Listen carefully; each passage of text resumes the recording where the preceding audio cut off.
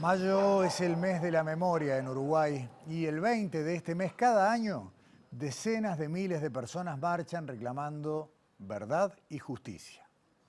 Hay básicamente dos maneras de llegar a la verdad histórica: a través del relato de protagonistas y testigos directos, o bien a través de la reconstrucción mediante indicios y pistas. En Uruguay se mantiene un pacto de silencio que bloquea el acceso a testimonios de primera mano. Entonces, el único camino es el de la aplicación de la ciencia. Desde hace un cuarto de siglo, disciplinas como geología, antropología, medicina, informática, arqueología, genética, geografía, agrimensura, archivología y otras se entrecruzan para reconstruir la historia reciente de Uruguay.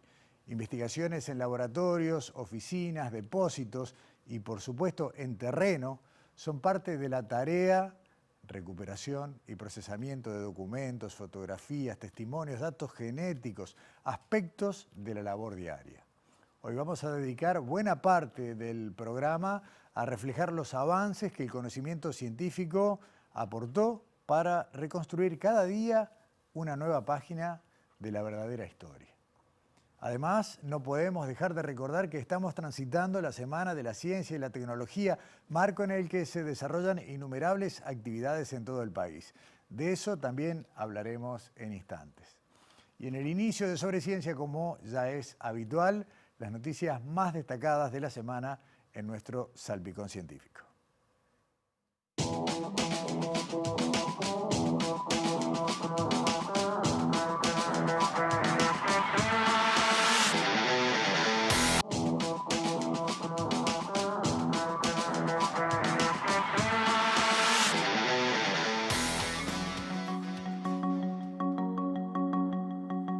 Los investigadores Marcelo Barreiro y Madeleine Renom del Departamento de Ciencias de la Atmósfera de Facultad de Ciencias presentaron un informe que describe las condiciones de sequía y las perspectivas de lluvia para las próximas 2 semanas. El informe señala que en la actualidad se detecta un déficit de lluvias que no se había registrado en los últimos 44 años. Además afirma que se demuestra que el fenómeno de la Niña interactúa con otros factores climáticos para causar el actual escenario. En cuanto a las perspectivas de lluvias en el futuro próximo, indica que para la semana del 26 de mayo al 1 de junio, en el suroeste se esperan precipitaciones con acumulados promedio de entre 10 y 20 milímetros. Un estudio del Centro de Investigación Básica en Psicología de la Facultad de Psicología busca voluntarios para participar en una investigación que intenta conocer el efecto del contexto lingüístico en la forma en que se organiza el léxico mental.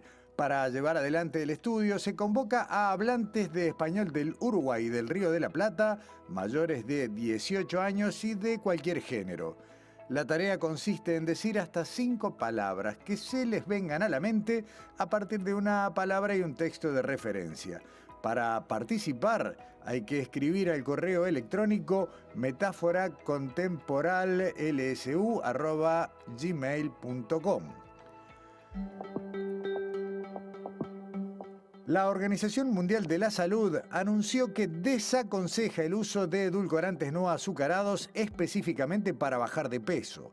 Esto aplicaría a productos como la sacarina, la sucralosa, la stevia y otros compuestos que se agregan en alimentos y bebidas etiquetadas como light o cero. La recomendación se basa en un análisis de 283 investigaciones científicas publicadas recientemente. A partir de este análisis, la recomendación de la OMS es que estos productos no deberían usarse como estrategia para bajar de peso ni disminuir el riesgo de enfermedades asociadas al consumo de azúcar. Los estudios a largo plazo no muestran beneficios de los edulcorantes para bajar la grasa corporal. Además, algunas investigaciones sugieren que el uso prolongado de estos productos podría aumentar de manera moderada en adultos el riesgo de diabetes y enfermedades cardiovasculares. Sin embargo, la guía de 90 páginas no prohíbe el consumo de edulcorantes ni es rotunda al señalar efectos nocivos. De hecho, señala que la recomendación de no consumir edulcorantes para bajar de peso no aplica a personas con diabetes existente.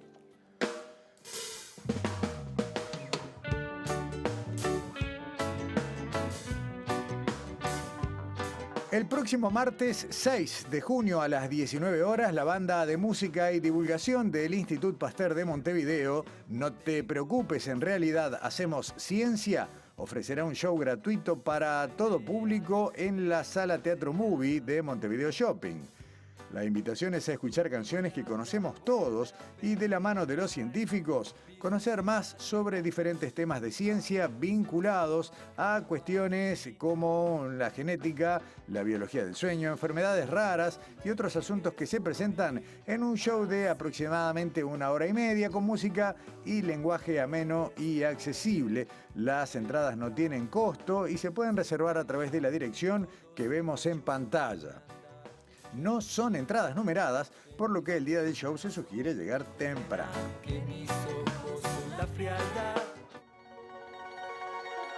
El proyecto H24U resultó seleccionado por el Fondo Sectorial de Hidrógeno Verde para recibir el apoyo económico para el primer emprendimiento comercial de transporte de carga que utilizará hidrógeno verde como energético.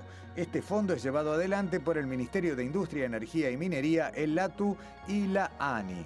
El proyecto H24U, presentado por el consorcio integrado por SACEM y CIR, accederá a $10 millones no reembolsables a otorgar en un periodo de 10 años para un proyecto que incorporará la tecnología de desarrollo y producción del hidrógeno verde en distintas dimensiones y áreas productivas.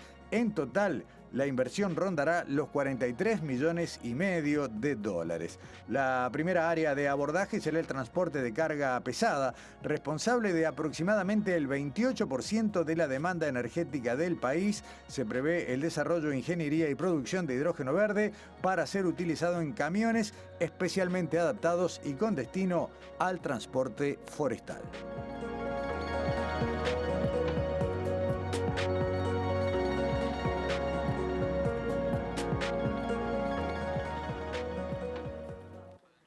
Y bueno, decíamos en el arranque que luego de la actualización de noticias, una gran parte de los contenidos de hoy tenían que ver con la ciencia al servicio de la recuperación, de la reconstrucción del pasado reciente, en definitiva, de los derechos humanos. Y has venido trabajando, Alexandra, bienvenida en este tema desde hace bastante tiempo.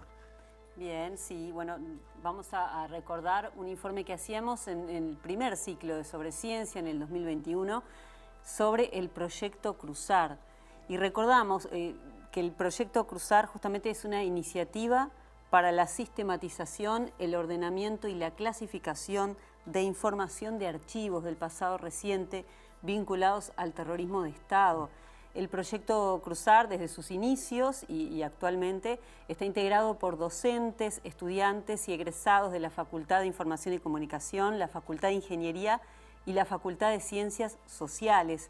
En aquel entonces, en el 2021, veíamos lo que nos contaba Lorena Echeverri, que ella es docente del Instituto de Computación de la Facultad de Ingeniería, que nos contaba, y lo vamos a recordar ahora, qué es el proyecto Cruzar.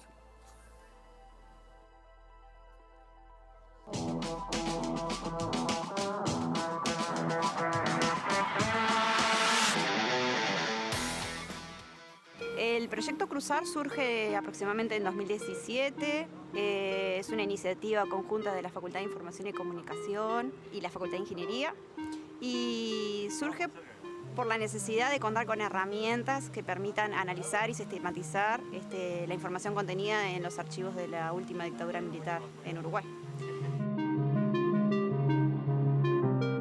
Las principales dificultades que nos hemos encontrado hasta el momento con el procesamiento de los documentos tienen que ver sobre todo con el volumen de la información y con la calidad de la información. Nosotros trabajamos sobre el archivo Berruti, y estamos trabajando sobre escaneos de microfilms que fueron realizados en el 2017 o por ahí.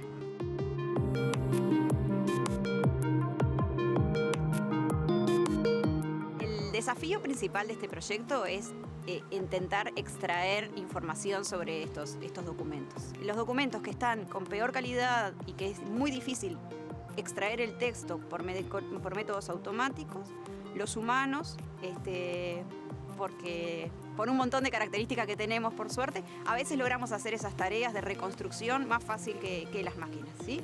Entonces, Luisa surge como una iniciativa para procesar esos documentos más difíciles, para involucrar a la comunidad y además para generar datos que nos puedan servir para implementar otras soluciones automáticas. Luisa es un sistema web, es una aplicación web que puede ser utilizada tanto desde una computadora como de un teléfono celular.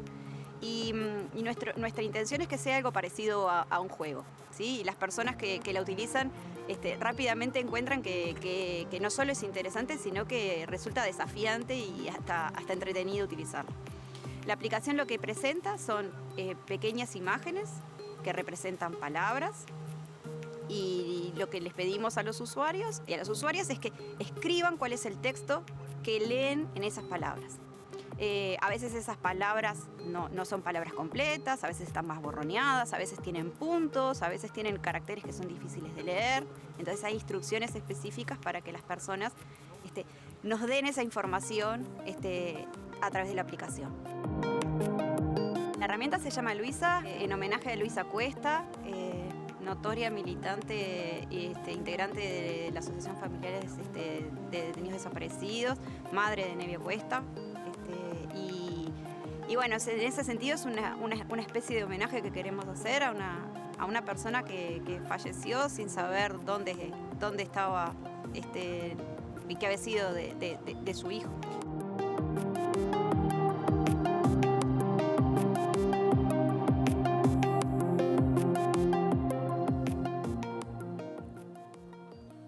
Hay cosas que la inteligencia artificial todavía no puede resolver y para eso hace falta la inteligencia humana, y plataformas como Luisa, dentro del marco del proyecto Cruzar, hacen que todos podamos estar solucionando, ¿no?, el acceso a algún tramo de estos documentos. Exactamente, nos contaba justamente Lorena que, bueno, Luisa, una de las herramientas del proyecto Cruzar, le preguntamos qué es lo que hizo en este tiempo Luisa, ¿no?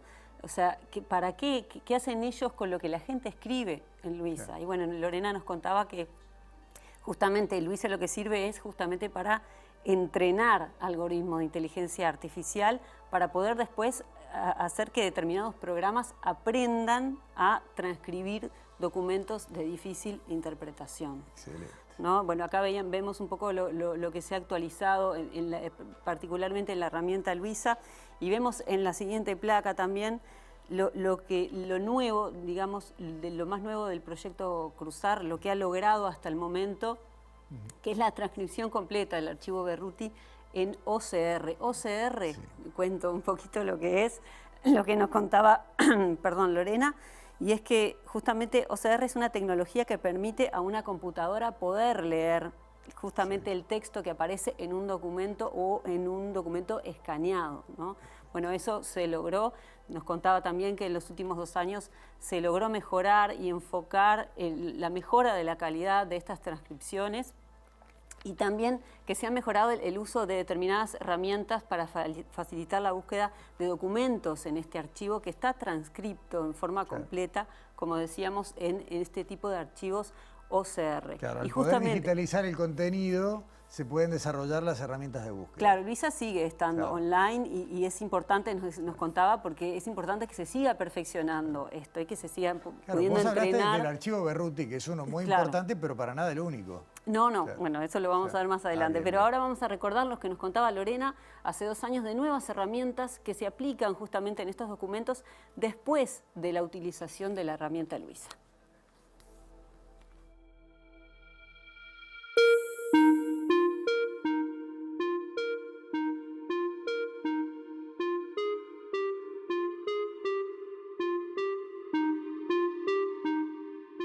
pese a que Luisa es absolutamente anónima la participación, o sea, nosotros no sabemos quién participa justamente para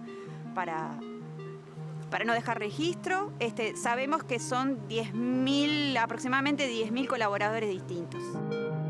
Esta primer parte de transformar las imágenes en texto es solo la primer parte, ¿sí? Una vez que tenemos texto podemos hacer distintas cosas. Alguna de las cosas que podemos hacer es procesar el texto como está, ¿sí? Y ahí es donde está la contribución bastante reciente por parte de la Facultad de Ciencias Sociales, donde están desarrollando un proyecto con análisis de texto para ver la frecuencia de aparición de términos, etc. Y ese proyecto se llama Amalia. Y aparte tenemos otro proyecto que es el sistema de búsqueda, ¿sí? Esa información que está ahí en esos textos, nosotros podemos aplicar técnicas para extraer de ese texto información que consideramos relevante. Por ejemplo, nombres de personas, por ejemplo, lugares, por ejemplo, fechas, ¿sí? Y con todo eso, salirse del texto y llegar a una base de datos, a un sistema de búsqueda que permita navegar en este mar de información de una forma más ordenada. Y ese proyecto se llama Luz, en homenaje a Luz Ibarburu. Luisa es una herramienta que sirve para transformar las imágenes en texto. Una vez que el texto es texto, ahí se abre otro panorama. Estas herramientas que te mencioné, tanto Amelia como Luisa, como Luz, son consecuencias del trabajo hecho utilizando Luisa.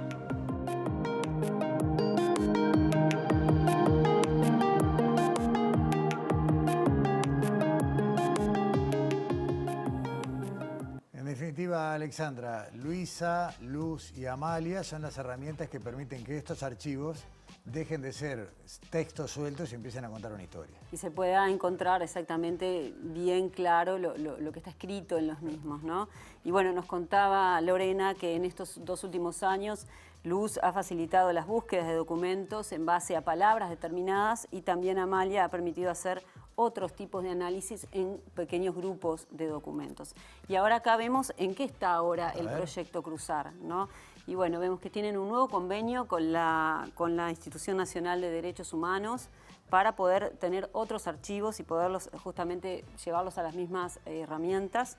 Son documentos de la Armada, del FUSNA y de algunas prefecturas. Nos contaba también Lorena que estas herramientas, que por la calidad de estos documentos, que pueden más o menos darse cuenta que no va a ser necesario ponerlos, por ejemplo, en la herramienta Luisa, sí directamente a lo que es la herramienta de Amalia y de Luz. Y también, bueno, tienen un proyecto de cooperación con la Universidad Federal de Bahía para la aplicación de técnicas y desarrollos de archivos y documentos de la dictadura de Brasil. Nos decía Lorena que se está internacionalizando el proyecto Cruzar. Bien. Y también tienen colaboración con Argentina y Chile en proyectos similares. Qué bueno que este desarrollo está permitiendo la reconstrucción colectiva, no solo en Uruguay, sino también en los alrededores. Generar conocimiento que sirva para traer la verdad también a otros países. Exactamente. Gracias, Alexandra. Hasta la semana que viene. Hasta la semana que viene. Pausa en Sobre Ciencia, ya volvemos.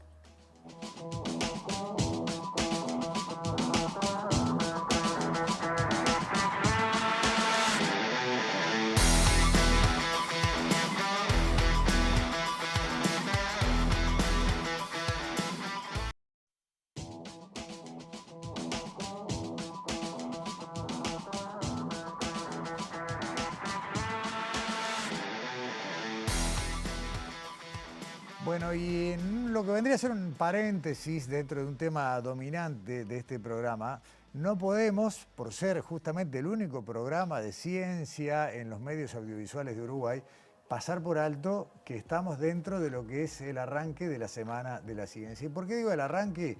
Porque la semana cada vez dura más y su extensión, ya lo de semana quedó siendo un nombre simbólico.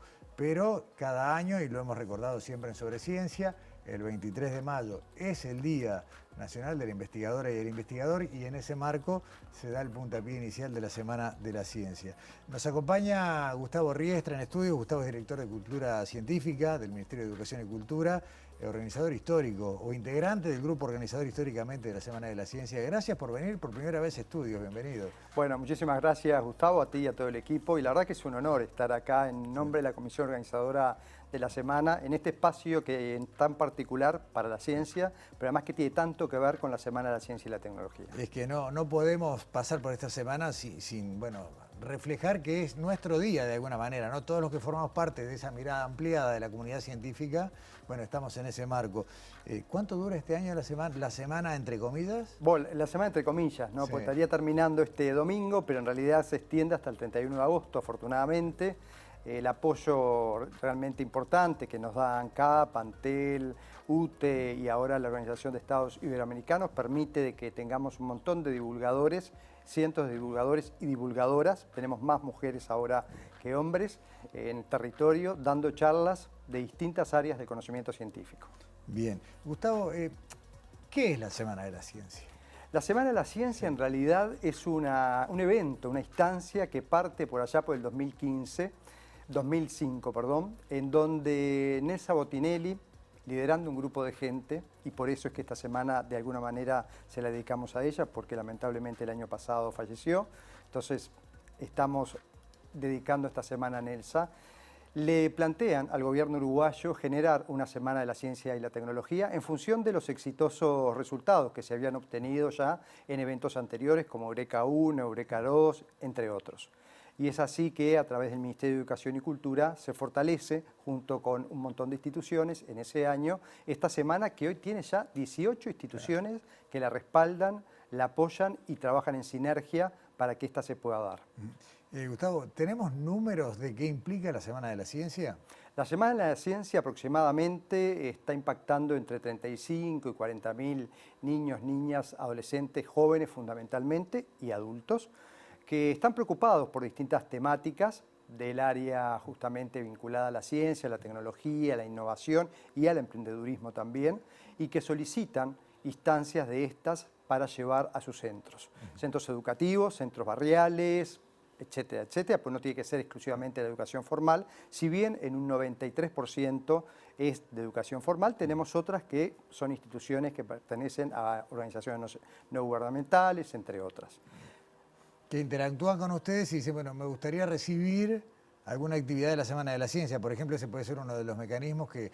A ver, aclaremos, ya está cerrada la agenda. No, todavía no. Ah, no, ¿se No, puede? no. ¿Puede? Todavía está abierta, sí. Ah, bien. Sí, bien, sí, pero bien, no lo comentes mucho todavía. Bien, pues, Porque en realidad ya cerró, Sí, pero bueno, bien. lo tenemos abierto. En realidad uno de los caminos para poder solicitar divulgadores es a través de la página web de la semana, que justamente está la lista de quienes ofrecen distintos tipos de actividades, ya sean talleres, salidas de campo, experimentos, conferencias, entre otros. Y según las temáticas es que los centros o esas comunidades solicitan a estos divulgadores o divulgadoras para que vayan a esos lugares. Desde la comisión organizadora se hace un macheo y se asigna divulgadores e instituciones. Bien. Ese es un camino. El otro camino son las jornadas de puertas abiertas. Bien. Primero una precisión, esto es en todo el país, o sea, una En vez todo el piensa país. en Montevideo, pero hay actividades en todos los departamentos. Ya a esta altura, que recién estamos empezando, tenemos más de 80 localidades en todo el país donde la Semana de la Ciencia va a estar presente. Excelente. Estabas explicando lo de las jornadas de puertas abiertas. Es otro de los caminos, jornadas de puertas abiertas, bien interesante, porque ahí cada institución, entidad o comunidad de alguna manera comparte un trabajo que realizó en el marco de algún área del conocimiento vinculada a estas temáticas de la semana y la ofrece al resto. Esto puede ser desde una empresa privada, por ejemplo, que abre las puertas para que un tramo de lo que allí sucede, desde el punto de vista de lo que es la cadena productiva, de la investigación científica, se muestre a la sociedad.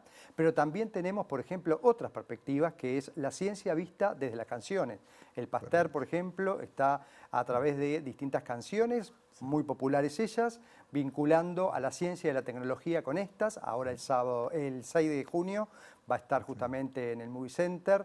Es algo muy recomendable. El Instituto Pasteur también, el Instituto Clemente Estable también tiene una oferta muy interesante. Facultad de Ciencias, Facultad de Química, entre otras entidades, tienen una oferta muy variada y para eso les recomendamos ver la agenda de la página web, donde allí está el detalle día por día que hay.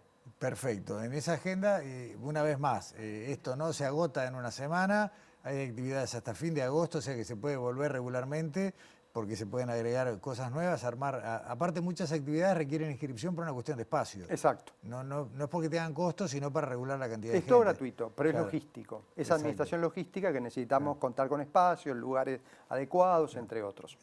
¿Tenés una cifra, por ejemplo, de actividades ya registradas o de divulgadores y divulgadoras que van a participar? Mira, este año tenemos 180 divulgadores que ya se registraron hasta el momento. El 74% son mujeres, el resto son hombres. Ya tenemos una gran mayoría de mujeres científicas, innovadoras, que están queriendo compartir con la sociedad sus conocimientos. Y es interesante también porque hay más de 230 actividades propuestas. Y no todas son talleres o conferencias, sino que hay salidas de campo, hay campamentos, hay instancias distintas de poder trabajar y abordar estas temáticas según los niveles también académicos, educativos de los grupos de referencia. O sea que vos al principio hablaste de niños y niñas, adolescentes, pero también personas digamos, ya de edad adulta que pueden disfrutar, o sea, no solo participar, sino disfrutar de estas actividades, que esa es la parte linda, no es solo ir. Exacto. Sí. Yo creo que lo importante, tú lo dijiste, es el hecho de la participación activa de quienes consumen cualquiera de estos caminos que la semana ofrece. No es algo pasivo donde uno escucha a una persona, sino son propuestas justamente que buscan que haya una construcción de conocimiento. Y esa construcción desde los niños y niñas de edades muy tempranas, porque si te digo que ya partiendo de la educación formal, educación inicial es uno de los grupos que recibe muchas de las investigadoras e investigadores, y de ahí para arriba, pues tenemos a veces comunidades que no pertenecen a un sistema educativo formal, pero que están preocupadas por una temática que justamente conlleva a ese lugar.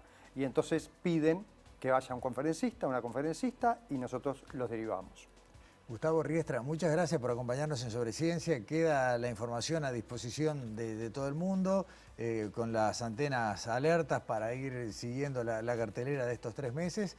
Y bueno, y pronto volveremos a hablar acá o en otro formato para lo que es ya el ciclo de la actividad de los clubes de ciencia, que estarán en plena preparación. Sin duda, porque además ustedes son una bandera insignia de la Semana de la Ciencia y la Tecnología. Sobre Ciencia hace divulgación científica y bueno, es uno de los objetivos de la semana, así que bienvenidos por estar en este barco también. Muchas gracias. Te despedimos repasando apenas una mínima muestra de algunas actividades que van a tener lugar en los próximos días. Hasta pronto.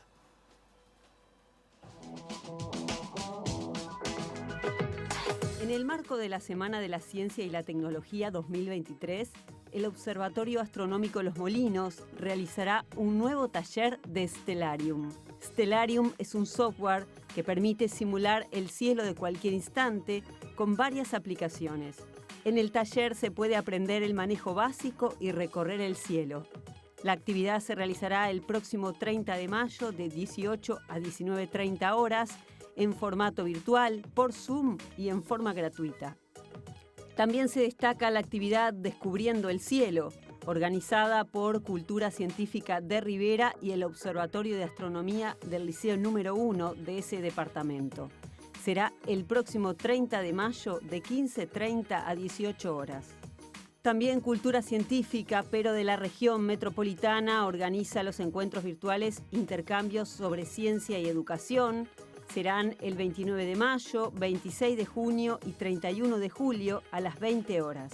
Por mayor información, escribir al correo metropolitana.culturacientifica@gmail.com.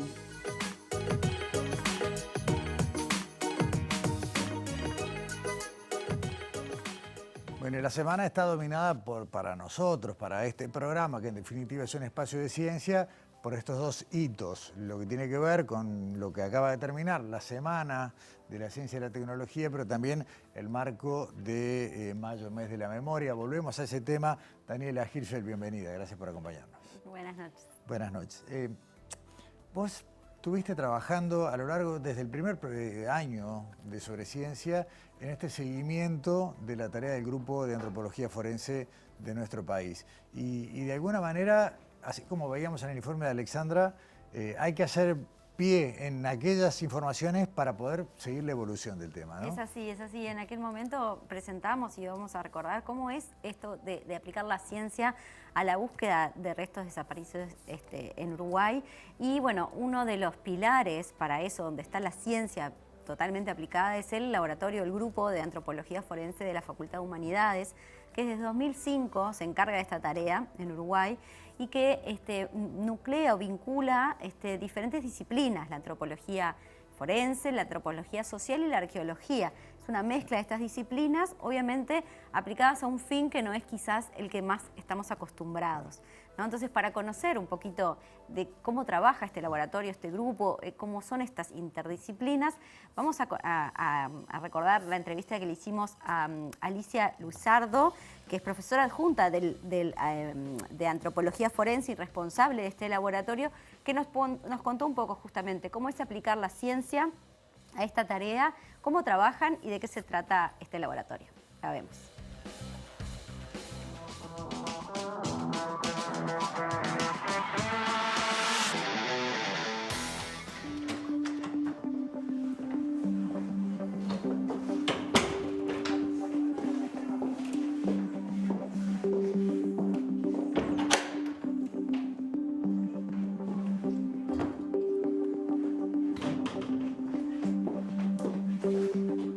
El equipo de antropólogos que trabaja en el marco de la búsqueda de detenidos desaparecidos, en este momento bajo la coordinación de la Institución Nacional de Derechos Humanos, está integrado por 9 personas. Estos 9 compañeros provienen todos de la Facultad de Humanidades y Ciencias de la Educación, de la carrera de Ciencias Antropológicas, con determinadas concentraciones en arqueología o en antropología biológica. El objetivo de este grupo es colaborar en la ubicación o el destino final que pudieron tener los cuerpos de aquellas personas que fueron detenidas en la época de la dictadura y que no fueron vistas nunca más, la figura del desaparecido. La búsqueda la realizamos para aquellos casos en los que la hipótesis es que el destino final haya sido en el territorio uruguayo. Nuestra tarea es aplicar la ciencia para ver de qué manera podemos ayudar a ubicar el lugar donde puedan haber estado enterradas estas personas, para poder recuperar los restos de manera científica, aportando todos los elementos contextuales que rodean a una fosa clandestina y que permiten una interpretación de cuál fue la causa de muerte, cuáles fueron los últimos momentos en vida de esta persona, reconstruir ese momento y colaborar con la justicia a la hora de cerrar una investigación de una muerte o de un asesinato. El trabajo del equipo sigue la línea de los otros equipos de la región. Esa tradición latinoamericana tiene que ver con unir 3 ramas de la antropología social, la biológica y la arqueología. El trabajo de la antropología forense implica 3 etapas: investigación forense preliminar, abordaje de campo o arqueológico y análisis de laboratorio.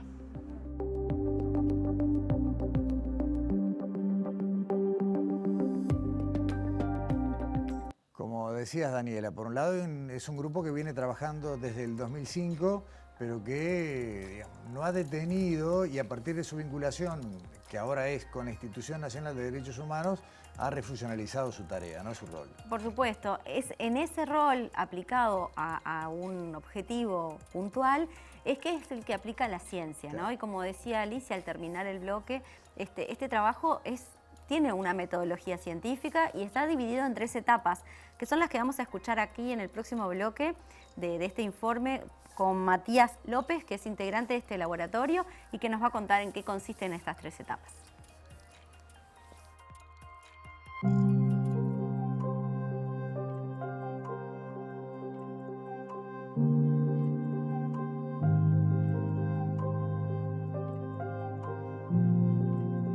La primera etapa se llama las tareas preliminares. Consiste en hacer de la información que nos llega un producto por el cual nosotros podamos tener un lugar el cual vamos a investigar después. Las tareas principales están asociadas a la conversación, a la llegada de testimonios, a la búsqueda también de otro tipo de información que nos pueda dar el pie de dónde está ese lugar que tenemos que encontrar.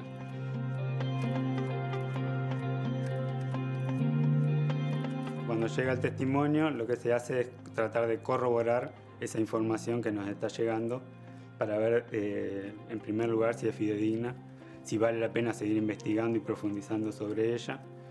Y en caso que se considere que sí, que vale la pena, empieza a juntarse información que proviene de distintos lugares. Puede ser desde libros de historia, puede ser desde imágenes satelitales, fotos aéreas, conversaciones con otras personas que hayan estado vinculadas a ese testimonio.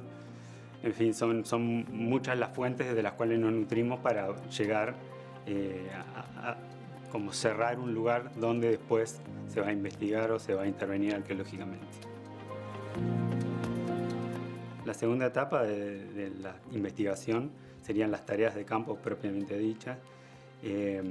Consiste en agarrar la información que viene desde preliminar, bajarla a través del uso de imágenes satelitales, GPS, llevarlas al terreno, en el terreno demarcar el área. Lo hacemos generalmente con estacas, si es un área muy extensa. Si es un área más pequeña se hace con marcas en el suelo o se hace un grillado ya que contenga esa área. Posteriormente se empiezan con las excavaciones con una retroexcavadora. Se excavan una trinchera al lado de la otra, llevando un registro en un diario de campo con fichas arqueológicas y un plano.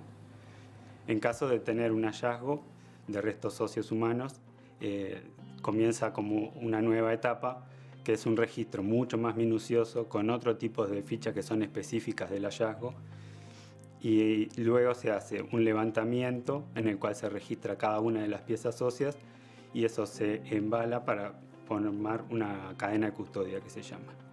Ahí es cuando esa caja, digamos, que contiene los restos pasa al laboratorio.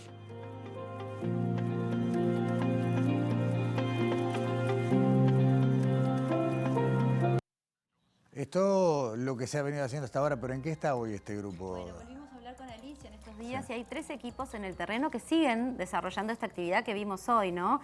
Que tiene diferentes etapas y que suponen trabajar en el terreno y obviamente en los laboratorios. En este momento hay un equipo en la chacra de Pando que ya excavaron la mitad del área prevista, que están buscando los restos de José Arpino Vega, que no se ubicaron en 2005, que es cuando empezaron en este batallón, y que, bueno, hay informes que indican. Después hay que recordar, Dani, perdóname, que justamente en ese momento se dijo, por parte de la Fuerza Aérea, que Uva Gesner, Chávez Sosa y José Arpino Vega habían sido enterrados clandestinamente en ese predio, y en esa primera expedición solamente se encontraron los restos de Uva Gesner, Chávez Sosa. Exacto. Bueno, y hay otros 2 equipos más trabajando en el batallón 14, que también hay información sobre enterramientos, pero ahí no hay nombres.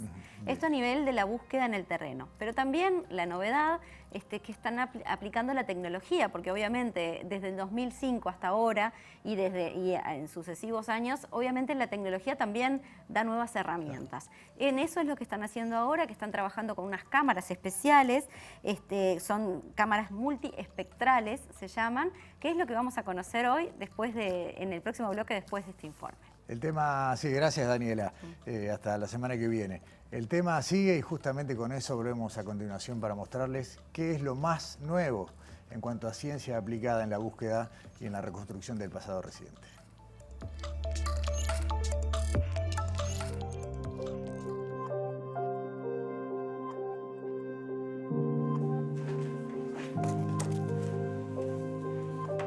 En la tercera y última etapa del trabajo de antropología forense ya se desarrolla en el laboratorio, ya con los restos que tenemos para investigar. Hay una primera fase que es de acondicionamiento de los restos, limpieza, reconstrucción si es necesaria, determinar cuántas personas están allí representadas en esos restos, obviamente si son humanos o no, y una etapa de inventario. Posterior a eso, pasamos ya al análisis, ¿no? y a empezar a extraer información de esos huesos. ¿Era un hombre? ¿Era una mujer? ¿Qué edad tenía? ¿Cuánto medía? Quizás tenía una ancestralidad europea o quizás de otro lugar. Posterior a eso, contar un poco cómo fue su vida en relación a lo que podemos ver en sus huesos. ¿Qué enfermedades padeció? ¿Tuvo alguna lesión que cicatrizó en sus huesos o en sus dientes también? Y finalmente determinar qué lesiones están presentes que puedan explicar su muerte o sus últimos momentos de vida, para poder aportar todo eso al médico forense, que es quien hace la determinación de causa y manera de muerte. Todo ese conjunto de información del análisis se utiliza para una hipótesis de identidad. Esta persona puede ser, dentro de del rango de personas desaparecidas que tengo, puede ser tal o cual, para pasar ya a la técnica que me va a permitir a mí determinar la identidad. En general, estamos hablando de ADN, pero hay otras técnicas que permiten también identificar.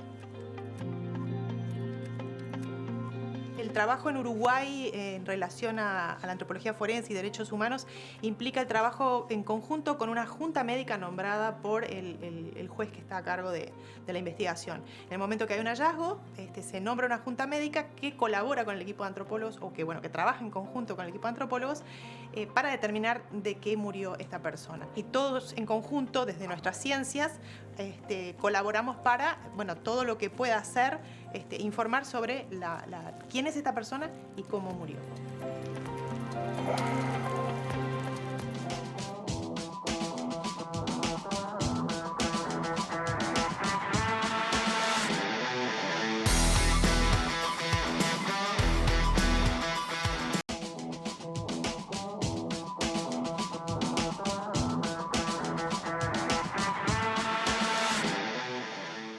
La tónica básica del programa de hoy es eso que decíamos en el arranque. La única manera de reconstruir esta parte de la historia que sucedió hace no mucho, pero que desconocemos, al menos en lo más profundo, tiene que ver con el uso de la ciencia. Un montón de herramientas. Ciencia desde una mirada, si se quiere, más tecnológica, ciencia más desde una mirada de las ciencias humanas, a veces ciencias básicas en algunos casos, pero lo importante es que el conocimiento aplicado es el que nos permite reconstruir la información cuando no la tenemos de primera mano. Y en esto de ir incorporando tecnologías, hace aproximadamente un año, un convenio que de alguna manera no estaba en los mapas previos entre la Universidad Tecnológica del Uruguay, la UTEC, y la Institución Nacional de Derechos Humanos, abrió una nueva mirada y una nueva posibilidad de explorar grandes extensiones de terreno que de otra manera sería prácticamente imposible. Nathalie Aubet, docente senior de UTEC, Nahuel Lamas, docente de Ingeniería Agroambiental, nos acompañan. Gracias por estar en Sobre Ciencia. Gracias a usted por invitarnos. Y cuando hablamos de tecnología recién incorporada, estamos hablando de la mitad de abajo de lo que estamos viendo arriba de la mesa. ¿Qué es lo que tenemos acá? Bueno, estamos hablando de sensores que montados a drones nos permiten hacer un reconocimiento aéreo del espacio, por así decirlo, de un área. En este caso, este sensor es bastante particular porque lo que nos permite es hacer una reconstrucción topográfica de un lugar. Una reconstrucción topográfica o una imagen topográfica de la topografía, pero muy fina, a una gran precisión. Cuando decimos muy fina, estamos hablando de... Milímetros. Milímetros. Un centímetro. Sí. O sea, puede, digamos, un vuelo de este dron, que por otra parte uno dice un dron, pero tampoco es un dron cualquiera, ¿no? Porque Exacto. para soportar el peso, tener autonomía, ¿una hectárea cubre, por ejemplo? No, aproximadamente un vuelo de estos se puede hacer como, la técnica puede ser doble grillado o un grillado simple. ¿Tá? Un grillado simple puede ser aproximadamente 10 hectáreas. Ah, Y bien. un doble grillado a la mitad, Claro. porque va y vuelve. Está bien. Y puede en un vuelo de, digamos, en un grillado doble de 5 hectáreas, para no irnos a lo muy grande, Sí. hacer, devolver una cantidad de datos que permiten decir los desniveles con centímetros de precisión de esa superficie. Sí, absolutamente. De hecho, esas áreas que les definimos son áreas que consideramos para este tipo de dron. Claro. Pero este equipo, este láser, puede montarse a otros drones y tener un alcance mayor, o inclusive este tipo de láser puede montarse a un avión, adaptarse a un avión y tener otro tipo de resolución. Nosotros siempre hablamos de lo que es la resolución espacial para referirnos a ese alcance de pocas hectáreas o de muchas hectáreas que puede llegar a tener un sensor. Conocer las irregularidades de un terreno cuando lo que se está buscando es un presunto lugar donde alguien puede haber hecho un enterramiento es fundamental. Sí, sí, absolutamente. Y esta técnica lo que permite, a diferencia de otras técnicas donde también hacemos o tomamos esa fotografía del espacio, es que aquí nosotros, luego del relevamiento, podemos eliminar todas aquellas capas que permitan que un haz de luz pueda pasar. Entonces, es decir que vemos esa topografía y a esa topografía, a ese lugar, le podemos sacar los árboles, por ejemplo. Entonces, hay un reconocimiento mayor del espacio que se puede hacer de lo que sería o que haríamos con una imagen a lo que nosotros le llamamos ojo desnudo, una RGB.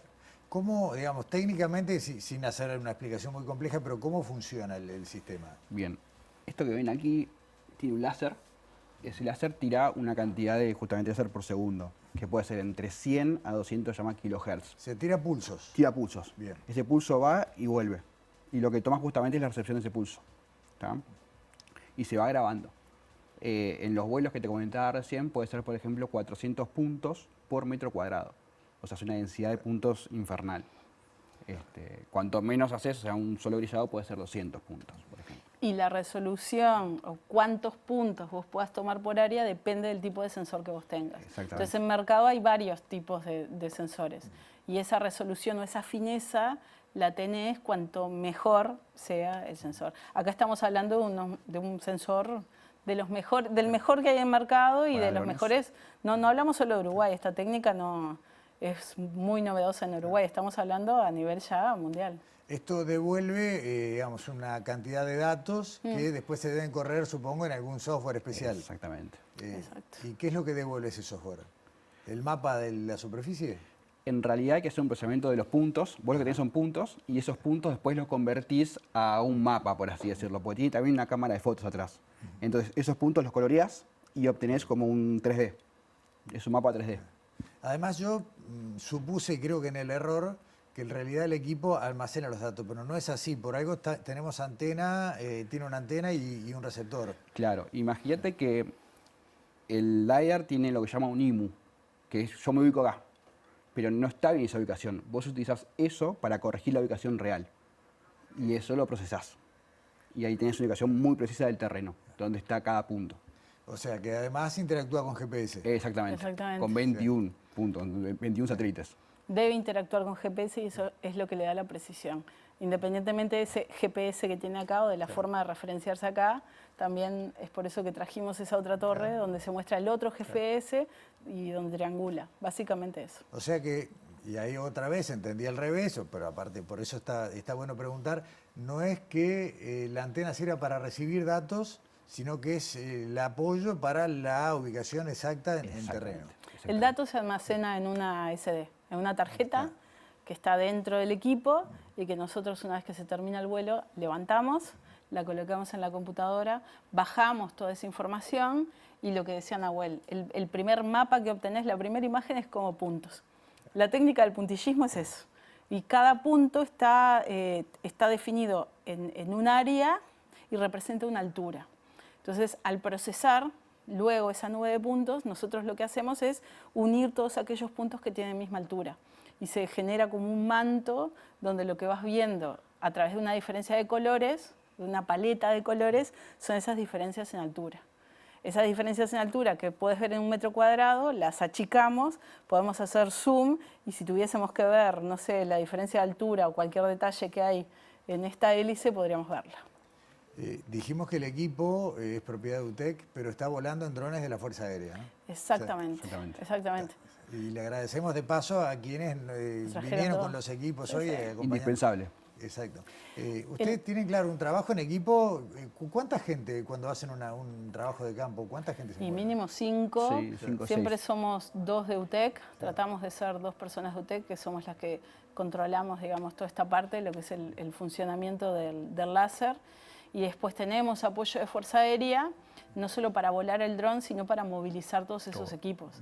Cada vez que efectuamos un relevamiento, la idea es combinar técnicas. Claro. Siempre lo mejor es combinar técnicas. No hay una sola técnica que te dé todo.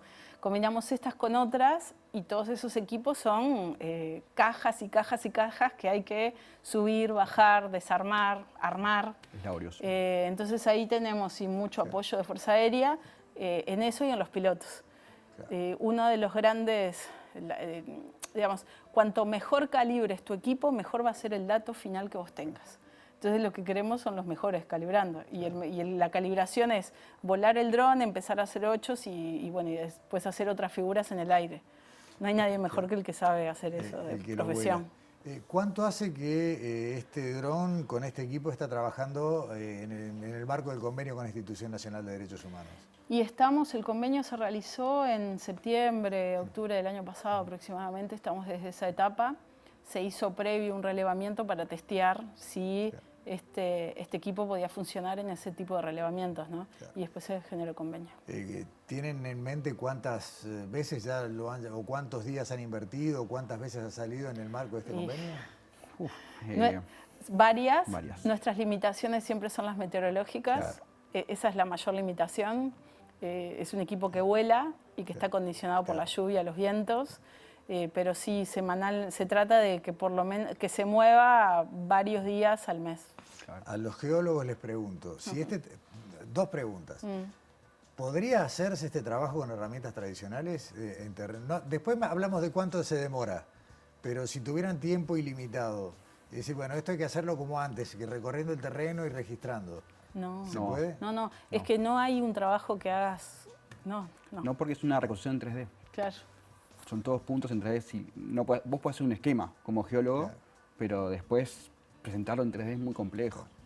Y esto te lo hace en instantes. O sea que menos todavía se puede preguntar cuánto tiempo hubiera llevado con herramientas tradicionales a hacer el trabajo que está haciendo este equipo. Es que no hay una herramienta tradicional que haga este trabajo. No.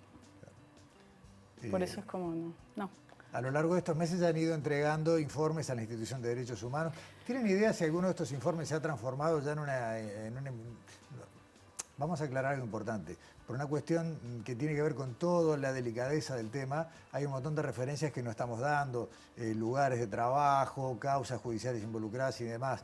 Pero creo que sí les puedo preguntar si saben si ya ha tenido continuidad en terreno alguno de los datos que se han generado a través de este uso. Sí, sobre los datos que se genera se agrega información.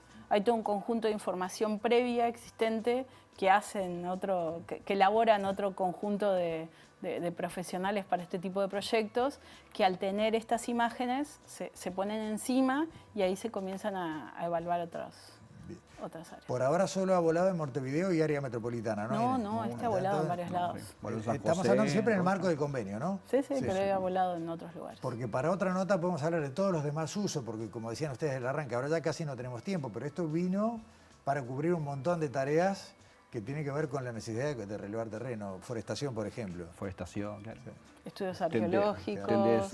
Tendido de redes eléctricas. Tu tesis. Claro, mi tesis también de maestría. Excelente. Para otra vuelta los comprometo para hablar de todo lo demás, pero nos importaba mucho esto. ¿El convenio tiene fecha final o sigue ilimitadamente mientras haga falta? No, yo entiendo que es abierto. Mientras se necesite y el equipo funcione, todos los equipos tienen su vida útil, ¿no? Sí. Se estará utilizando, entre otras cosas, para este proyecto. Nada nos alegra más que cerrar este programa demostrando una vez más que la ciencia tiene una etapa básica y una etapa aplicada, y cuando la aplicamos nos permite, aunque sean cosas muy duras a veces las que terminan siendo resultado, bueno, llegar a la verdad es lo que se busca. Y la ciencia es una gran herramienta. Absolutamente, la ciencia es una gran herramienta, como vos decís. Natalia Huet, Nahuel Lamas, muchas gracias por acompañarnos. Ustedes como representantes de la Universidad Tecnológica que no para de darnos noticias y datos valiosos. Nos vemos pronto para hablar de geología y de otras investigaciones. Cuando quieran. Hasta luego. Cerramos sobre ciencia. Los invitamos nuevamente a vernos aquí en TV Ciudad la semana que viene.